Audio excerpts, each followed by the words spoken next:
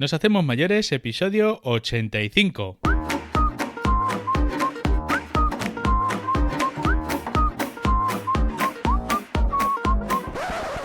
Buenos días y sed bienvenidos a Nos hacemos mayores, el podcast donde aprendemos a mejorar la vida de las personas mayores. Soy Donato Real y aquí conversamos con profesionales y personas que nos ayudan a entender mejor esta etapa de la vida, a mirar el envejecimiento con más humanidad, conciencia y sentido.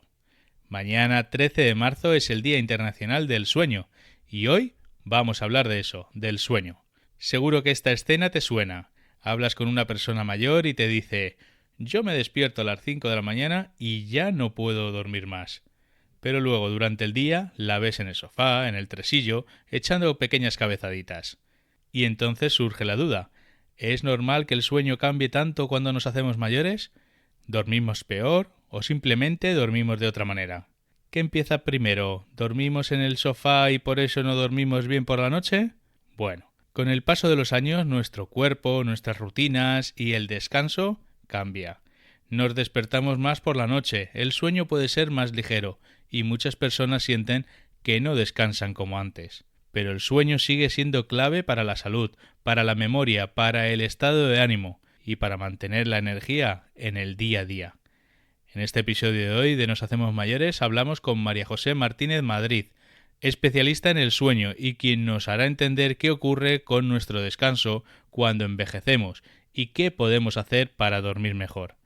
Porque dormir bien no tiene edad y entender el sueño también es una buena forma de cuidar nuestra calidad de vida. Antes de escuchar la entrevista te invito a suscribirte al podcast en la plataforma donde nos estés escuchando y dejarme una reseña de 5 estrellas si el episodio y este proyecto te gusta. Y si te interesan las cosas de las personas mayores, en las notas del programa te dejo el enlace a suscribirte a la newsletter de Nos hacemos mayores. Cada mes comparto cosas interesantes y útiles que pasan por mis manos. Ahora sí, sin más, vamos a la entrevista.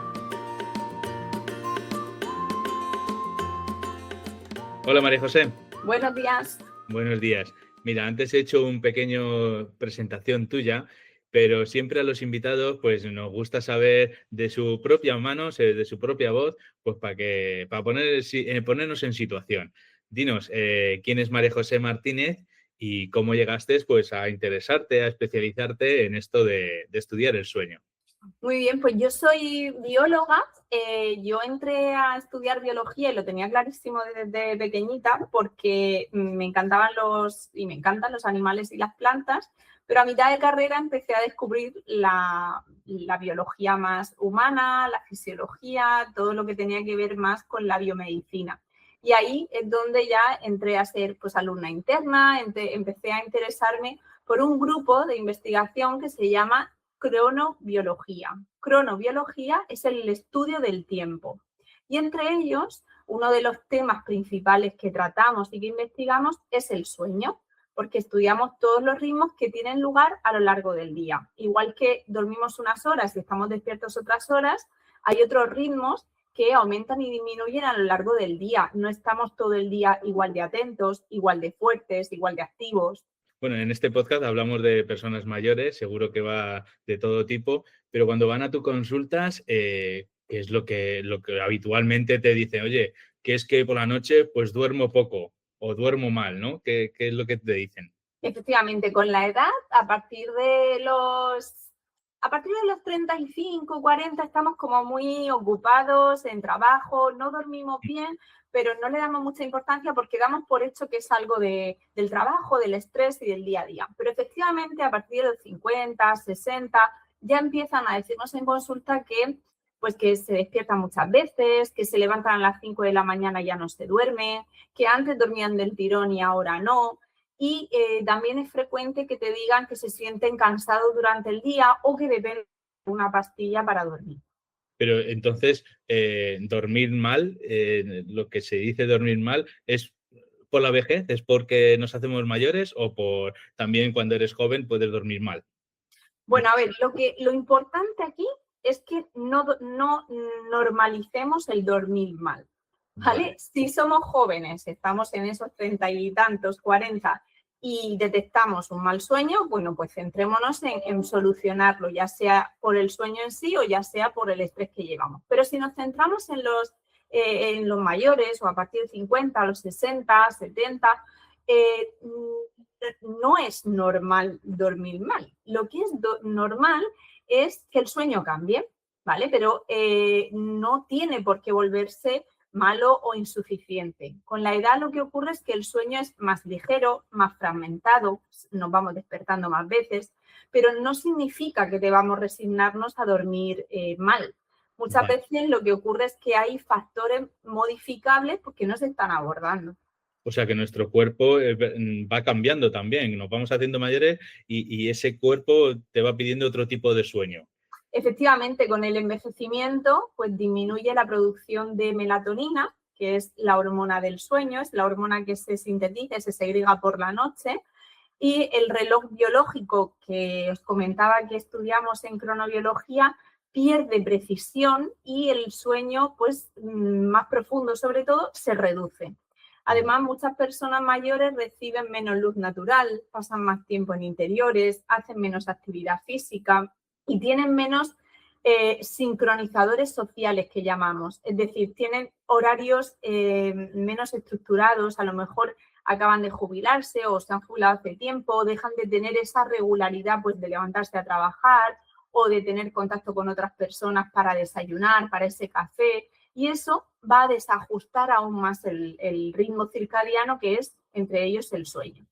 Qué bueno.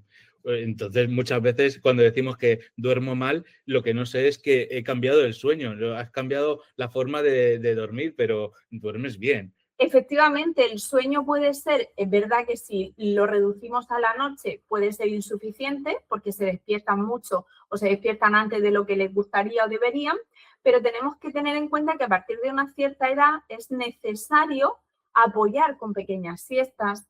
Es muy común esta siesta, es que el abuelito está en el sofá o en el sillón y a las 11 de la mañana está durmiendo. Bueno, es que se ha despertado a las 5 de la mañana. Entonces, su sueño puede ser adecuado de 10 de la noche a 5 de la mañana o de 11 de la noche a 5 de la mañana, pero necesita un apoyo de una siesta pues eso, a mitad de la mañana o después de comer, de forma totalmente normal. Otra cosa es que estemos en un duermevela todo el día, que estén somnolientos, que no estén activos, pero que el sueño se haya fragmentado y se haga en pequeños periodos a lo largo del día no es del todo negativo. Yo así pensándolo digo, como se echa las siestecitas y duerme esos ratitos, luego por la noche no duerme. Y en cambio es que por la noche al final ya tiene los trozos, los espacios más pequeños y entonces necesita esos Eso trocitos es, necesita eso. Sí que es verdad que tenemos que evitar que esos periodos diurnos de sueño pues no sean demasiado tardíos para no retrasar luego o no afectar la presión de sueño de la noche. Pero efectivamente necesitan esas pequeñas siestas cuando ya el sueño se acorta y se despiertan antes de lo que querrían. ¿Y qué señales hay para preocuparme, ¿no? O sea, si yo ya veo a mis padres que ya hacen estas siestas, pero ¿qué otras señales ya no son correctas o no son habituales? Aquí, por eso nosotros no nos centramos exclusivamente en la noche, en el sueño, sino en las 24 horas. Es algo muy común, muy de sentido común, parece muy tonto, pero es muy sencillo y nos da muchísima información. Y es cómo te encuentras cuando te levantas. Si te has levantado descansado, puedes hacer tu actividad. Evidentemente, la actividad de una persona de 30 o de 25 no es la misma que una persona de 70 o de 80, evidentemente. Pero si para hacer su actividad normal a la que están acostumbrados no necesitan esa cantidad de cafeína que muchas veces necesitamos, ¿no? Si no tengo mi café, no soy persona, estoy continuamente bostezando, no tengo energía. Ya digo que aquí en personas mayores también entran en juego otros muchos factores que pueden ser físicos, que físicamente no estén bien, ¿vale? Pero en cuanto a sueño, es qué sensación tengo al levantarme, cómo me levanto de cansado o qué sensación de descanso tengo y si necesito o no estar continuamente dormitando o puedo aguantar bien mis horas, echar una siesta en un momento determinado y seguir haciendo mi actividad. Por la noche es con el periodo más largo, luego a lo Sí. mejor hay una antes de comer, luego a lo mejor hay otra por la tarde, ¿no? Pero es lo normal, ¿no? Efectivamente, sí. A ver, podríamos hablar de una única siesta Vale, que normalmente está después de comer, que en cualquier persona adulta, joven y adulta, te diría que la siesta no debe pasar de 15 a 20 minutos. Esa es la siesta ideal, por si hay alguien que nos escuche que no sea mayor. No debemos superar la siesta de 15 a 20 minutos, pero en el caso de las personas mayores que ya se ha visto reducido su sueño nocturno, aquí la siesta sí entra a jugar un papel más estratégico y sí que necesitamos un poquito más largo. Y a ver, el sueño se divide en varios ciclos. Cada ciclo completo de sueño dura entre 90 a 120 minutos. Y dentro de cada ciclo vamos pasando por distintas fases. Hay una fase más superficial, hay fases más de descanso físico, hay fases más de descanso mental, hay limpieza cerebral para evitar a largo plazo problemas neurodegenerativos como el Parkinson o el Alzheimer, por ejemplo, esa limpieza es necesaria. Quiero decir que a lo largo de ese ciclo, para no entrar en tecnicismos, vamos a ir pasando por distintos estadios del taller en el que entra nuestro cerebro y nuestro cuerpo mientras dormimos. Entonces, ¿qué ocurre? Que en una persona joven intentamos que la siesta sea cortita para que no afecte al sueño de la noche. Pero en una persona mayor donde ya el sueño nocturno está afectado, lo que nos interesa es hacer un ciclo completo en otro momento del día. vale. Lo ideal, ya digo, en torno al mediodía, que no pase las 5 o 6 de la tarde para no afectar al sueño nocturno, pero hacer eso, unos 90, 120 minutos podrían ser normales si es que el sueño de la noche se ha reducido demasiado. ¿Que te necesitamos sí o sí apoyar en esa siesta antes de la comida un poquito? Bueno, pues a lo mejor ahí una media horita, 20 minutos podría servir de apoyo, pero lo ideal es eso, un ciclo completo en algún momento del día. Oye, me has dejado con la intriga ahora. No más de 15 minutos, porque luego hay veces que te levantas peor de la siesta, ¿no? Cuando dices, me levanto Efectivamente. peor. Efectivamente, como te comentaba, a lo largo del ciclo vamos pasando por distintas fases y si te pasa de los 15-20 minutos, despiertas a la hora, lo que pasa es que te despiertas en un momento de sueño profundo. Y ahí tu cuerpo está desconectado de tu cerebro y estás que te levantas hecho polvo porque no estás en un momento óptimo de despertarte. Por eso es bueno los 15, porque no has entrado ya en No ese entras en el ciclo. sueño profundo, eso es. Ahora lo tengo ya aquí. Sí. Y luego por la noche, ¿cuántas horas o cuántos ciclos son pues lo aconsejable, lo mínimo, lo habitual? Pues a ver, en el adulto sano lo que se recomienda son de 7 a 9 horas, que vamos a estar hablando, dependiendo de cada persona, pues de unos 4 o 5 ciclos completos. Pero ya digo, hay muchas personas mayores que nos indican que a las 5 de la mañana ya no han podido volver a dormir. Entonces sí que están recortando prácticamente, perdón, un ciclo completo. Ya. Entonces en ese caso pues tenemos que reponerlo, digamos, por otro sitio. Y la televisión, porque, claro, Bueno. estar solo, a lo mejor estás solo en casa, no tienes esa rutina ya de lo laboral, te tiras mucho tiempo viendo la tele por la tarde, noche. Eso todo influye, ¿no? Te acuestas más tarde y a lo mejor... Efectivamente, la luz, la televisión, bueno, para muchos es casi una compañía Sí. y yo entiendo que no podemos evitarla o no podemos demonizarla tanto como hacemos pues a lo mejor con los niños, por ejemplo, pero sí que es verdad que tenemos que tener en cuenta que la televisión emite luz, como todas las pantallas, luz principalmente azul. La luz azul rompe la hormona del sueño, rompe la melatonina. Entonces, quedarnos dormidos con esta televisión toda la noche va a romper más aún el sueño. Si ya tenemos afectada la secreción de melatonina con la edad, imaginémonos si le estamos poniendo un factor externo que está rompiendo físicamente esa hormona. Es hora de despertarse y de activarse en lugar de dormirse. Entonces, es importante que preparando el sueño para todo el mundo, vayamos entrando en una luz tenue, que no tengamos una luz potente, que pensemos en la luz de la vela. Nuestros mayores seguro que todavía recuerdan esa luz de la vela cálida, poco intensa, ese momento pues, que normalmente era de reunión en familia, que nos evoca a nuestros ancestros, el momento de reunirse en torno al fuego, de contar historias. Entonces, bueno, entiendo que la tele ahí juega un papel casi de compañía muchas veces y es difícil retirarlo de nuestros mayores del todo, pero que busquemos, pues si le podemos enseñar a bajar la intensidad del televisor, que no se queden durmiendo con el televisor encendido, que se lo programemos para que una hora determinada pues, se apague, por ejemplo, y que eso no les ayude o no les favorezca los despertares durante la noche. Sí, sí. Yo conozco más de una que se queda con el televisor puesto como si fuera y luego a las 3 pues apaga porque hay un sobresalto o algo y... Claro, ahí nos despertamos, se acaba un ciclo, además el despertar de las 3 de la mañana es muy común y si tenemos la radio, la tele, ahí es donde nuestro cuerpo chequea si estoy bien, si tengo frío, si tengo calor, si he dormido bien, mal, si estoy incómodo. Entonces, si ahí tenemos ese factor disruptor, que en los jóvenes es cojo el móvil de la mesilla, pero en los más mayores, pues si tenemos la tele encendida, pues nos enganchamos otra vez. Sí. Entonces, importante, si saben o si no, que les ayudemos a programar el apagado de la tele si es que la necesitan un poquito antes para dormirse. Porque los mayores lo que hacen muy bien es que las cenas las tienen más ligeras, las hacen muy ligeras y eso les viene bien, ¿no? Las hacen ligeras y además las suelen hacer tempranas. Así que eso viene muy bien porque además la melatonina, la hormona que te comentaba del sueño, entra en conflicto con la glucosa, con el azúcar.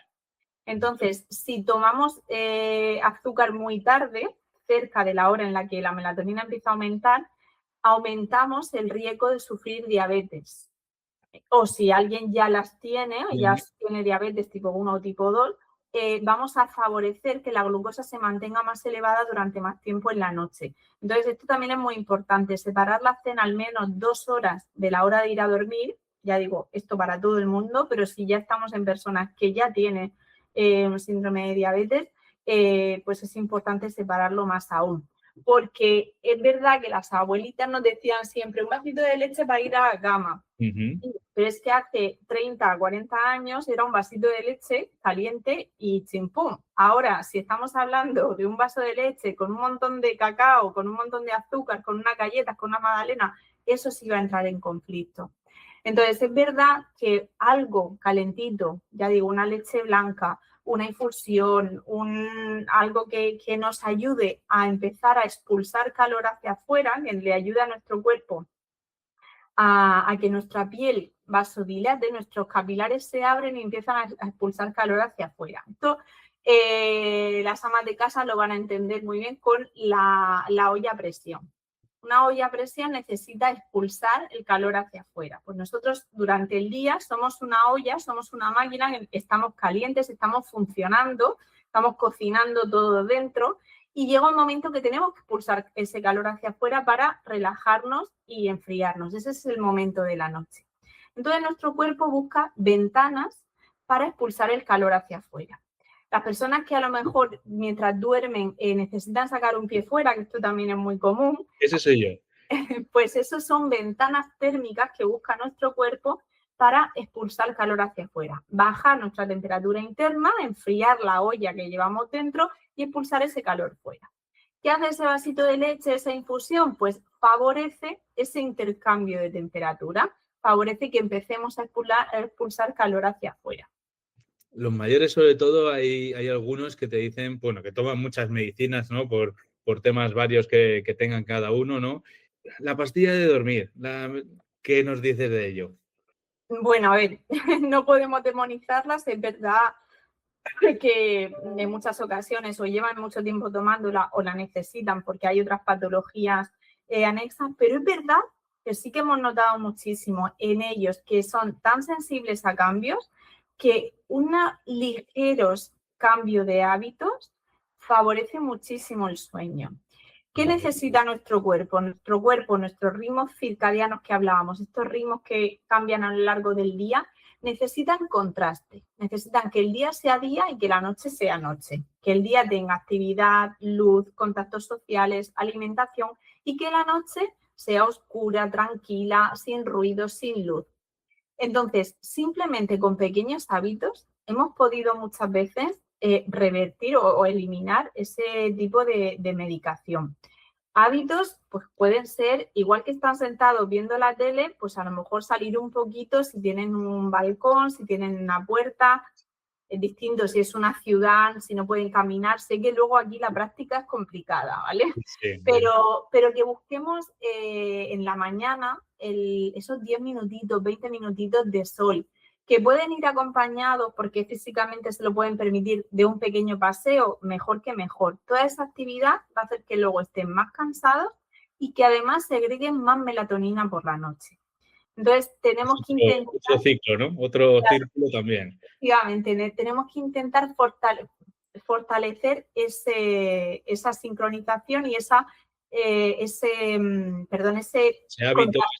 perdona, no me salía. Entonces, la solución que muchas veces ponía mucha gente a la mascota, que ayuda a nivel de compañía y a nivel psicológico muchas veces, también nos ayuda en el sueño, porque sí o sí tenemos que sacarla, tenemos que estar en el exterior, andar mínimamente para pasearlo, para exponernos al sol y ya luego en la tarde, pues bueno, ya estaríamos más en casa. Entonces, favorecer este contraste entre el día y la noche, tanto con iluminación natural, exponiéndonos afuera, como controlando la iluminación dentro del hogar, nos puede ayudar mucho a estos hábitos. Luego, personas que no puedan salir, hablábamos de la tele. Bueno, pues en la tele hay muchas cosas, pero entre otras que podemos ponernos es un entrenador de ejercicio físico. En mi caso, mi abuela no está muy bien de tema de piernas y demás, pero ella se pone ejercicios aunque sea moviendo brazos. O moviendo brazos, agachándose, doblando la cadera. Entonces, es una actividad que ya la saca de su letargo de estar todo el día sentada sin hacer ningún tipo de ejercicio. En ese momento, pues se pone un poquito de música, se activa más la luz, se pone ese ejercicio guiado en la televisión y, oye, pues intenta aumentar ese contraste entre el día y la noche un poquito. Hay que obligarse a que haya ese contraste y disfrutarlo de cada ello. Porque si no, al final ni disfrutamos el día ni disfrutamos las noches. Siempre estamos en el mismo estado, ¿no? de estoy cansado siempre. No me apetece ni levantarme ni acostarme tampoco. Es verdad.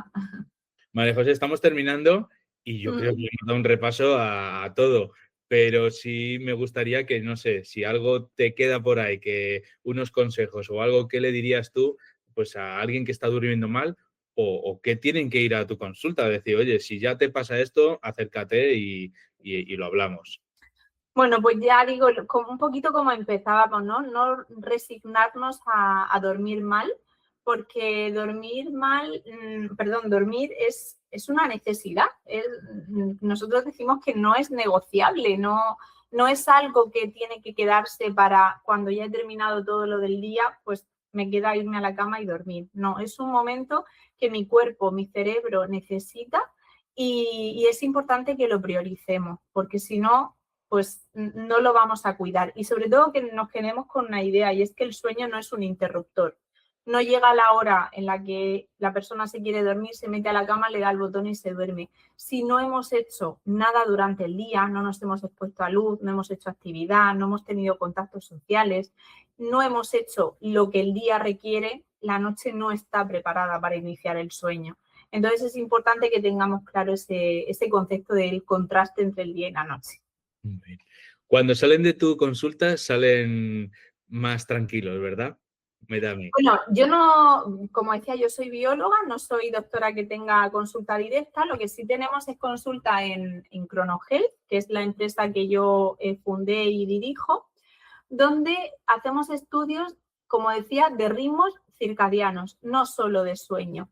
Entonces, cuando hay un problema de hábitos, cuando hay un problema de sueño, pues como piernas inquietas, que es muy común también con la edad, que ahora, que no se me olvide, te comento una cosa, Si hay un problema de apneas, derivamos a especialistas de sueño, pues neumólogos y demás, o a psicólogos si es necesario que tenemos en nuestro equipo, o ayudamos a esto, a los cambios de hábitos desde nuestra consulta en Chronohealth. ¿Cómo salen? Bueno, pues diciendo, jolín, es que este tipo de cosas yo ya las sabía, pero lo que cuesta integrarlas en el día a día. Y hemos tenido casos muy llamativos y muy chulos con personas mayores que se han jubilado que dicen, es que yo he estado toda mi vida bien, sí que es verdad que estaba esperando a jubilarme para dormir.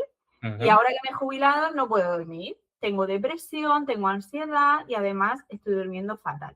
Entonces ahí es el momento que tienen para ponerse ellos como prioridad. Entonces, buscar las ayudas necesarias pues, para tener ese contacto social. Si, por ejemplo, pueden ir a un centro de día si estamos hablando de personas un poquito más dependientes. Si son un poquito más autónomas, buscar gimnasia para mayores, un pilates, unos estiramientos, lo que sea. Hay un montón de opciones ahí afuera que muchas veces son incluso gratuitas, son del ayuntamiento y demás. Tenemos que buscarlos y tenemos que animarles a buscarlos porque esos pequeños hábitos siempre nos dicen que les cambian mucho la vida. Muy bien. Siempre cuando terminamos vienen organizaciones, vienen empresas, pero al final todos somos personas. Así que hacemos una ronda de preguntas personales pues para conocernos un poco más los gustos. Dinos una afición tuya. Bueno, pues mi gran afición siempre ha sido la música. Yo empecé con 8 años tocando la trompeta y me gustaba mucho el baile. Luego, cuando ya me dediqué a la carrera, dejé de tocar, pero sí que cogí a mi marido que fuese músico, así que ese vínculo siempre lo he tenido, lo mantengo y nos gusta mucho pues ver eventos musicales y demás. Es verdad que en los últimos años pues me ha interesado mucho la lectura y la escritura y escribí un cuento con la idea, se llama Alicia y el País de los Sueños, con la idea de poder explicar esto que os he contado a vosotros a los niños más pequeños, que también es difícil que entiendan por qué es tan malo esto de pasar el día en la tele, por qué la tablet antes de dormir no es buena. Entonces, bueno, pues gracias al personaje de Alicia y el conejo con su reloj, pues les ayuda a explicar un poquito esto y la verdad es que está siendo chulísimo y casi una ficción salida de mi trabajo el poder contárselo a los niños pequeños. Pues ya tienes otro que hacer. Ahora tienes que hacer el de mayores. El de mayores, sí, sí. Vale. Dime alguien, una persona, una entidad que haya sido para ti en tu vida referente. Bueno, para mí referente ha sido Juan Antonio Madrid. Fue mi director de tesis, fue profesor mío en la carrera, mi director de tesis y a día de hoy es mi socio en Chronohealth, en mi empresa.